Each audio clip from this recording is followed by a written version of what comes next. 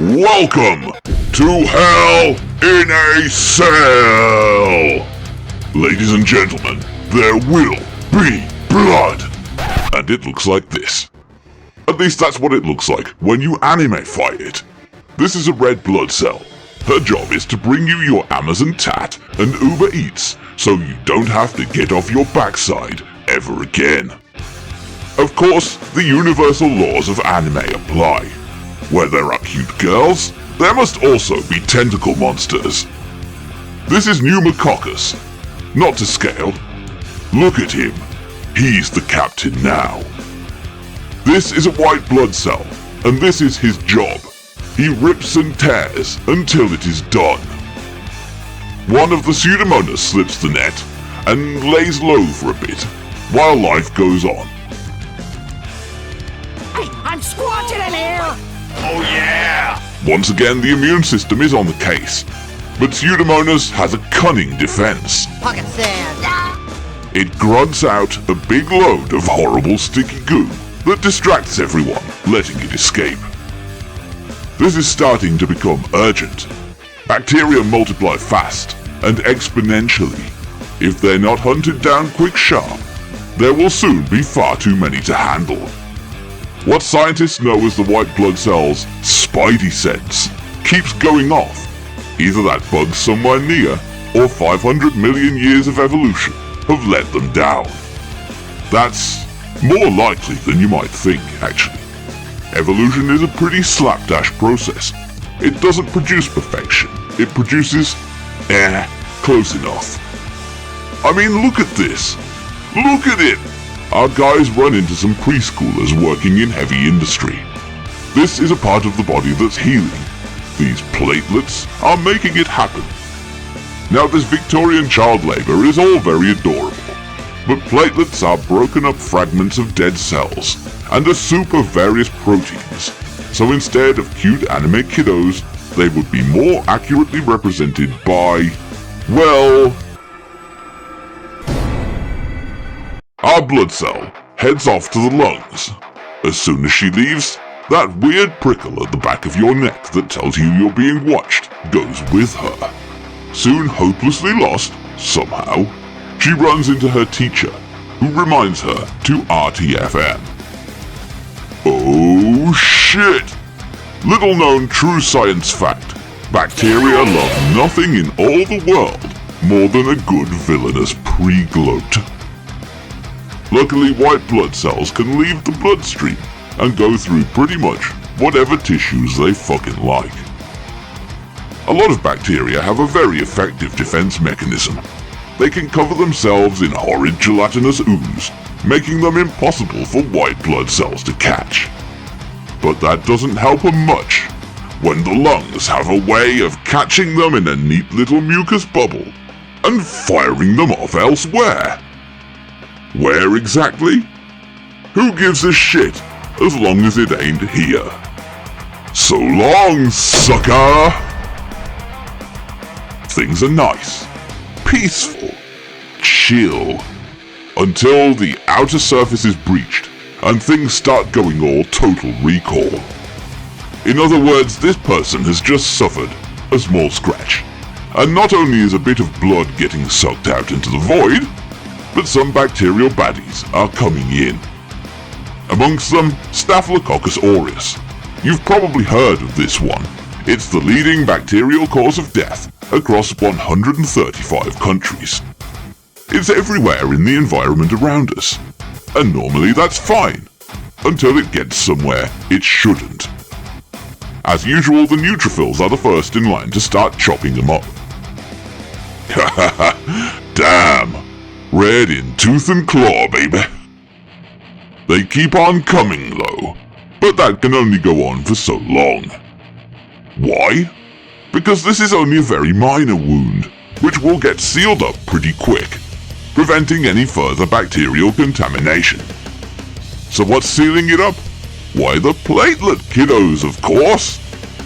Start the reactor. They form a protein called fibrin into big nets across the yawning gulf of the wound. Then they stick whatever blood cells are knocking about to it, plugging up the leak. both of our main characters end up stuck in it. They'll go on to form a scab, which will fall off once the damage is more extensively repaired. Wait, does this mean they're both gonna fucking die here? In episode 2? God damn! Anyway, this will all be healed and back to normal in about 2 weeks. This noob plays his first game of Left 4 Dead. Luckily, there are some pros on his team. You and me, let's go! This punk is supposed to be a T-cell, the type of white blood cell that hunts down specific kinds of invading pathogens and ruins their day. Right now, he is, to use the scientific term, a soft little bitch.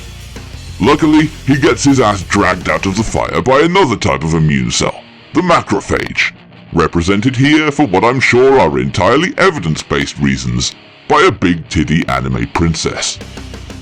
Combat-wise, she's basically a blender. So what have we got here? Tastes like influenza. What I just implied there is fully scientifically accurate, by the way. Damn, nature, you scary. The rest of the T-cells show up and get to work.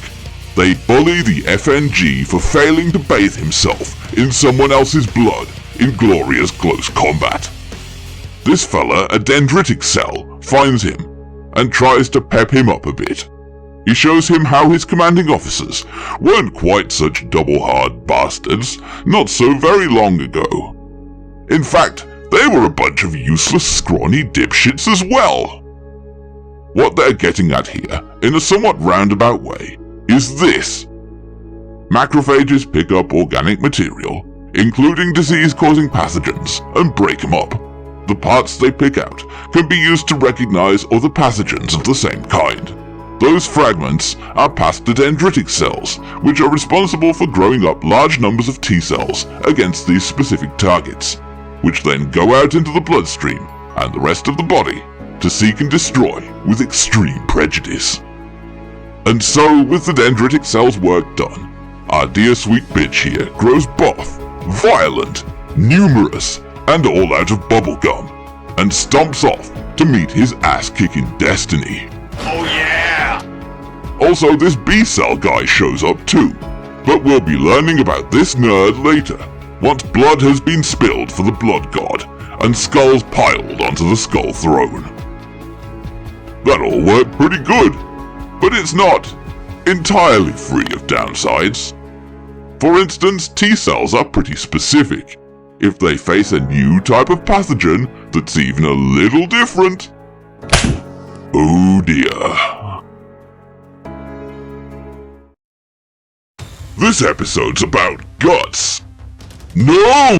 Just like everywhere else, the microbes in the gut are constantly trying it on. This immune cell, an eosinophil, is on the case, but gets effortlessly pimp-slapped aside. The normal neutrophils prove perfectly capable of dealing with it on their own. So why do we have these loser cells who can't cut it exactly? That's a rhetorical question. You'll see why in a minute. But what about this suspicious-looking guy? He doesn't sing in the shower. He spouts off what sounds awfully like portentous wisdom. He's a basophil. That's Greek for he loves the bass. He cranks out the histamines, which signal the rest of the immune system to kick it up a notch. Bam!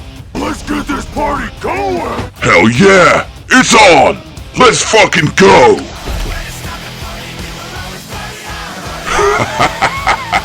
Man, these guys know how to rock. You, got a little blood on ya? Reminds me of the time I went to see Rage Against the Machine. Before they even came on stage, one dude was moshing so hard, he'd torn his ear piercing right out and shredded his earlobe. Zero fucks given, he kept slamming in the pit till he passed out. Then they switched their speakers on and somehow killed my wristwatch with nothing but sound. Bad news, this invasion of nasties has a second health bar. Oh no. Oh yes. As with the sneeze, the body tries to physically blow it out. Anywhere will do, as long as it ain't here. But the parasitic worm doesn't want to go out, so it tries to dig its way in. This one is mine. And she does indeed whoop its ass. My work here is done. But you didn't do anything. Incoming! Brunch is ruined. This is cedar pollen. It's basically harmless. But the immune system doesn't know that, so it gets kinda intense. No! The alert goes out. The body uses the pro-level RTS game strategy, where you drag select all units and click attack on the nearest thing that needs to die. B cells join in. They produce a metric shitload of proteins called antibodies, which attach to specific targets and make them easy prey for other white blood cells. This stuff melts them down pretty good, but using too much of it triggers other responses, specifically histamines. A lot of histamines. And that sets off the immune equivalent of World War III. A whole lot of bickering ensues as the bombs fall. But here's the thing, everyone involved was just doing their jobs, exactly as they were supposed to. That's a pretty heavy thought, huh? Imagine that happening on the scale of the whole world. Jeez. Better take a break for a bit. Watch some TV. New developments in the Middle East this afternoon. Oh shit! It's the end of the world, man. You really ought to loosen up. The blood has a delivery. It's a steroid. Maybe it'll help. I'm sorry, Dave. I'm afraid I can't do that. It's here to bring about peace. And peace is non-negotiable. Today we're visiting the place where red blood cells come from. The bone train? Not quite. The bone marrow. When red blood cells mature, they lose their nucleus, i.e. they lose their brains, and are not long for this world. So instead of cute anime waifus, they would be more accurately represented by, well... Our red blood cell remembers how once, while learning to play hide and seek, she ran into a real Pseudomonas. Now these guys are perfectly capable of living outside the human body. So what even brings him in here? Why, he's just that much of a sick fuck. Luckily, a familiar-looking young white blood cell steps in and saves her bacon. In the present, things get a little John Carpenter. This attracts the attention of a particular kind of T-cell, the natural killer. Her job is to take down human cells that go bad, be it from cancer or from viral infections. This witness leads them to where it all began. It's suspiciously quiet. NK knows exactly what's up here. She tries to make him spill the beans via a big gloating villain speech.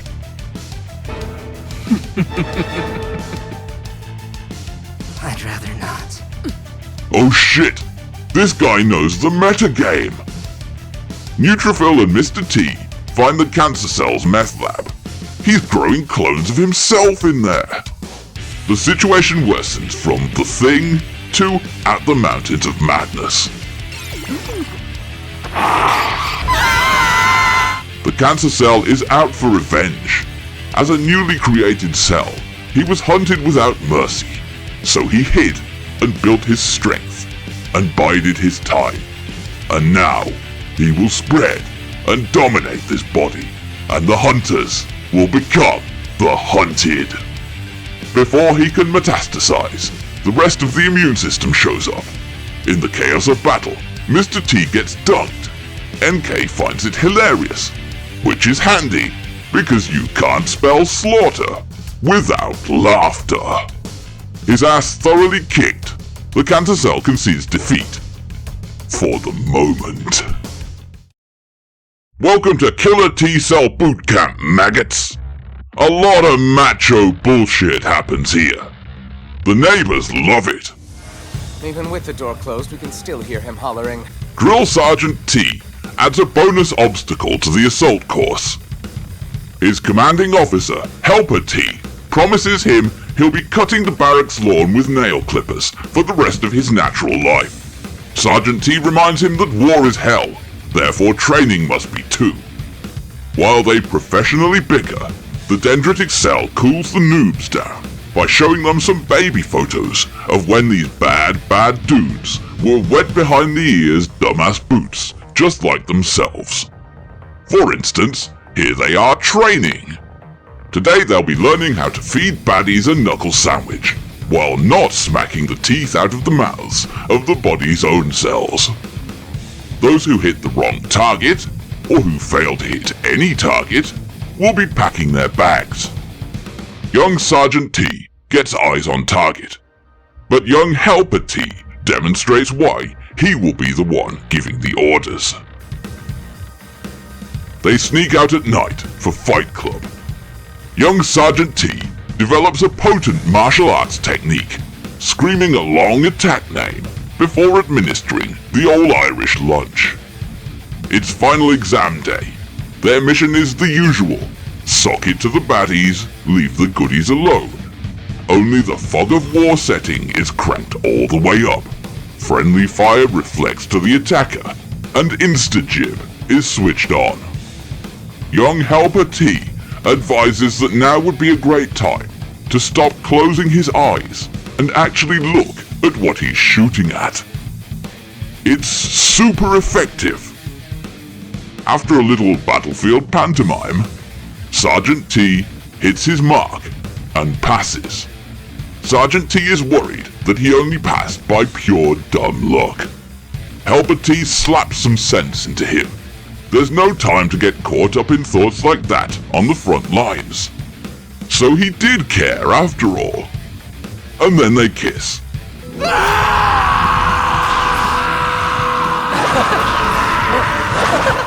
Speaking of the front lines, Slashy, slashy, slashy! meet the Pyro. This one's all his. Well, he's gotta run. These good people aren't going to weird out themselves. This is a monocyte, another immune cell. Later on, at the nasal hot springs, Ew! we find our boy continuing to be an odd lad. Once again, Staphylococcus aureus makes a bid for world domination. This time by forming a bacterial Voltron. I think I'll add this scientific evidence to my upcoming thesis on the military effectiveness of giant robots. Conclusion, they whip ass, and the Pentagon should give me a truckload of cash to build them. She takes fibrin, the same protein used to seal wounds, and makes a defensive shield from it. The best thing about shields, in case you didn't know, is you can also hit people with them. Victory is such a glorious feeling! Isn't it just? To crush your enemies, to see them driven before you, and hear the lamentations of their women. Anyway, the monocytes have joined the chat. Turns out they've been macrophages all along. And you know what that means? Oh, you don't? Well, it means someone's urging for a purging. It's everyone's favorite time of year, cold season. The T-cells are at DEFCON 2. Wait, that's the high end, right? Whew, that would have been embarrassing. Like most people who live next to an army base, this guy is getting real tired of their bullshit. His job is to grow this clone of himself and see that all the paperwork has correctly dotted I's and crossed T's. Sure, it pays the bills. Not exactly a dream career, though.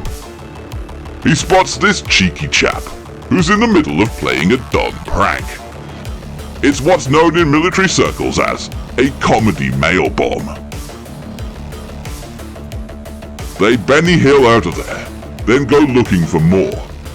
They settle on a variant of knock-door run that raises no suspicions at all. Then they do what I, as a British person, must condemn as the most dastardly act I've ever seen. Crimes against T. Eventually, after yet more fucking around, our normie Cell decides he'd better get back to work. His new friend has a gift for him. His very own headcrab horror. No rush, there's plenty to go round. Knock knock, flowers by Irene. Mr. T is still mad about getting punked and will be working through his feelings with a little police brutality. So what the hell was all this about? It was a rhinovirus, i.e. the common cold. And with it dealt with, we can go back to feeling more like a human being and less like a bin bag full of snot. It's hot, damn it! Blood is flowing close to the skin to ditch all that extra heat. But there's no water left for sweat, so it's not going anywhere. This is bad news. Various bacteria show up like vultures to wait for the inevitable. With no remaining options, the body turns to magic sufficiently advanced as to be indistinguishable from science. Voodoo. This time, it's not some neat new kind of cell that'll be bailing us out, but someone else with an intravenous drip and a bag of saline solution. But if you thought that was dicey, you ain't seen nothing yet. Our blood cell is now enough of a non-screw-up to get a rookie of her own. Well, almost. They meet our white blood cell. He's a nice guy. Real friendly. Honest. Anyway. Just give me my freaking oxygen already! Despite a rough start, our red blood cell shows every sign of getting her shit together. And then the end of the world hits. That's a deadly wound. A lot of bleeding. Panic mode declared. They get back to the heart. It's a goddamn madhouse in here. Our boy approaches the wound. There aren't a lot of blood cells left around here. They're all on the outside now. Without red blood cells, these other cells won't get oxygen. It's all over for us! This world is doomed! Our red blood cell certainly has her work cut out, but she won't be giving up that easy. It starts getting cold. The rookie abandons all hope, but our girl rages against the dying of the light. This is how we die! No! This is how we die! She goes towards the light and finds a bunch of Americans? They don't know how they got in here any more than we do, but there's a job in front of them and some yee-hawing and firing into the air to do when it's finished. Of course, they got in here by blood transfusion. As life claws its way back, the rookie finds she has something to say. Thanks for showing that the iron in the blood is more than chemical. I suppose the first thing I have to point out is that because we see the same red blood cell throughout the series, we can say that everything depicted occurs to the person that is the setting for this show within a span of about 120 days or less. Within that time, they caught the flu and Staph aureus twice, and some horrible intestinal worms. They suffered allergies, food poisoning, and heat stroke. They almost bled to death, and they had cancer. What the hell are you doing, man? That's a rough couple of months. What the show really doesn't go into at all, but which is clear to a trained eye like, for instance, mine, is that nothing in the world of biology truly makes sense unless you look at it through the lens of evolution. I mean, I can't really blame them for not getting into this. Not only is it complicated, you normally wouldn't hit this level of synthesis until you get into some kind of higher education, it's fucking heavy. The theory of evolution tells us that the living world, of which we are a part, is the greatest battlefield of all time, where a constant war for existence ebbs and flows, but rages all around us always. where no mercy or restraint is shown, where no stratagem is too cruel or underhanded, or even ultimately self-defeating, provided it delivers that sweet, sweet boost in short-term survival. This entire world shall bow to me! Huzzah! That raises a whole lot of deep philosophical questions, ones that greater minds than yours and mine have spent their lives wrestling with, and often getting driven totally batshit insane by. A light-hearted educational anime for kids would need some serious stones to try tackling that, and I can't really blame them for not specifically going there. For instance, why is so much focus of this series placed on the immune system and its struggle against various invading bacteria, viruses, pathogens, and parasites? Partly because it's a straightforward, compelling narrative that can be worked up into a TV show that makes use of a lot of the usual anime bullshit. But mostly it's because the war for existence continues at this level, and it's fought every hour of every day. Every time one of these pathogens gets got, it's losing that war, and the body that's the setting for the series gets to fight on for another day. Lose this struggle enough times, and these species will cease to exist entirely. Win them enough, and they get to keep marching onwards into the future. And that's why this series, despite being a silly romp, clearly aimed at somewhat younger viewers, is awash with so much blood and guts, it would draw a blush from my good pal Khan the Betrayer. You can think of this as a kind of arms race, in exactly the same way that the term means when talking about human history. The host evolves an immune response to protect itself against bacteria. The bacteria protects itself against the immune response by evolving a means of evading it. The host immune system comes up with a way around that bacterial evasion mechanism. The bacteria find a way of turning the host's own defenses against it, to the bacteria's favor. The host immune system finds a more reliable way to attack the bacteria. The bacteria find a way to switch it off again. And so on, and so on. Every one of the cells shown in this series is the product of a lineage that has been winning for 4 billion years straight. By now, they all have their own big book of dirty tricks, and are all pretty damn good at it. Which is not to say that they are perfect at it, as a lot of people seem to think. I remember I ran into this thought while working as a postdoc once. The building had recently almost burned down, and while the great unfucking went ahead, I soon found myself with nothing much to do. So I helped a man with the most magnificent beard I've ever seen chop up a big pile of cardboard boxes and toss them into a skip. In retrospect, he may actually have been God. I kick ass for the Lord!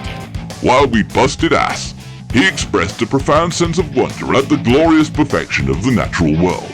How hummingbirds have beaks specifically matching just one equally outlandish species of flower. How ants live in harmony with the fungus that digests their food and which lives nowhere else on Earth. How a big cat is perfectly camouflaged against its habitat to sneak up on its prey. That kind of thing. How could all that have happened by accident, he wondered. I was quite sympathetic. The biological world is indeed full of endless, mind-boggling wonders. But it's not perfect. It's all, good enough. I instead suggested he think about evolution in terms of tools. A flathead screwdriver, for instance, is pretty much perfect for driving in flathead screws. But it's also pretty good for opening a tin of paint, or busting open a door lock, or shanking someone and taking their shit. It's not perfect, and certainly may be quite far removed from its original use, but it just happens to work pretty damn good for all those things, and plenty more besides. We see a great example of this, albeit in the opposite direction. In the cedar pole analogies episode, everything works as it's supposed to, in a way that would ordinarily prove a neat and efficient way of dealing with an attack by a disease-causing pathogen. But since that isn't what's happening, then the immune system as a whole ends up freaking out over nothing. Sometimes this systemic malfunction can get so out of hand, it becomes lethal in its own right. Engineered systems that are designed by competent and intelligent people have measures to prevent such failure conditions. But in a world that works on evolution by natural selection, sometimes it just doesn't come up often enough to be a showstopper for the species as a whole. And that's good enough. Perhaps that feels a little too much like looking behind the curtain, so let me make it up to you by talking about something that I find truly incredible. This process of evolution is something that's leveraged by the human immune system to its advantage. It might not have been particularly obvious while we were watching the episode about T-cell training, but that's where this magic happens. You see, immune cells that target specific pathogens exist in a large population within the lymphatic system. This population can be thought of as a library. Within it, there are T-cells that can specifically target just about any arrangement of protein that might possibly exist. When the immune system runs into something new, the proteins from that material are stripped out and presented by dendritic cells to the library of T-cells. Then, the best matching T-cells are supplied with growth factors that cause them to begin to reproduce as fast as they can, and then to flood out into the rest of the body and start kicking ass. This, by the way, is why your immune system needs a few days to get into gear against some new illness you've never had before, but why it's then wrapped up in short order once that machine starts cranking.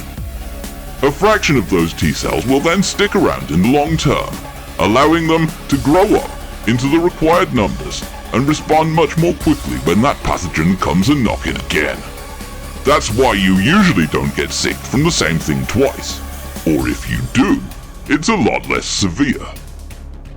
While the creators of this show have perhaps wisely avoided getting too deep into these weeds, it's still abundantly clear that they've done their homework and on the whole have made a hell of a job adapting this knowledge to a format that is much more commonly consumed by biologists than produced by them. However, since at no point did a single T-cell even attempt to make a crack about not getting on no plane, I am obliged to rate this series 2 amino acid chains out of 10. Thanks for watching. Did you enjoy this video? Then hit all the buttons. I assume some of them do fun things. What would you like to see next? Please leave me a comment. And with that, I'll see you next time.